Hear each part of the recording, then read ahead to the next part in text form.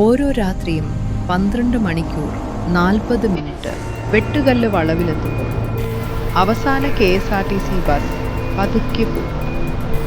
ചക്കമരങ്ങളും മൂടൽമഞ്ഞും നിറഞ്ഞ ആ വളവ് ഡ്രൈവർമാർക്ക് ഭയമുള്ള സ്ഥലമായിരിക്കും.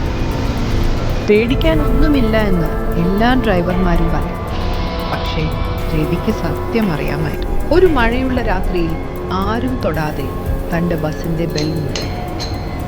റോഡരികിൽ ഒരു സ്ത്രീ, നനഞ്ഞ സാരി, ചിതറിക്കിടക്കുന്ന മുടി, ശൂന്യമായ കണ്ണുകൾ. പാലക്കാട് പോകുമോ? അവൾ പതിയെ ചോദിച്ചു. രവി തലകുലുക്കി. ടിക്കറ്റില്ല. അവൾ കയറുമ്പോൾ ഒരു സ്വരവുമില്ല.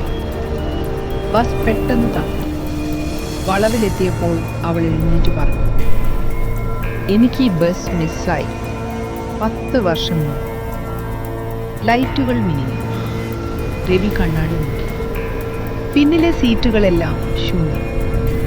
അവൾ മഴയിൽ വീഴ്ക്കാൻ ഒരു പിഞ്ച്. പിന്നെ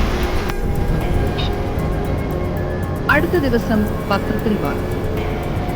10 വർഷം മുൻപ് വെട്ടുകല്ല് വളവിൽ നടന്ന അപകടം. അതേ സമയം, അതേ സ്ഥലം. അവസാന ബസ്സിനായി കാത്തിരുന്ന ഒരു സ്ത്രീ വീട്ടിലേക്ക്. അതെ, രാത്രി 12 മണിക്ക് 40 മിനിറ്റ്.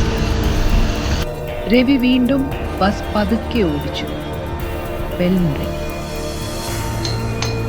പതിവായി ഓരോ രാത്രിയിലും 12:40 അവസാന KSRTC ബസിൻ്റെ ബെൽ തനിയെ അടിയും. ആ ബസിൻ്റെ ഡ്രൈവർ രവി.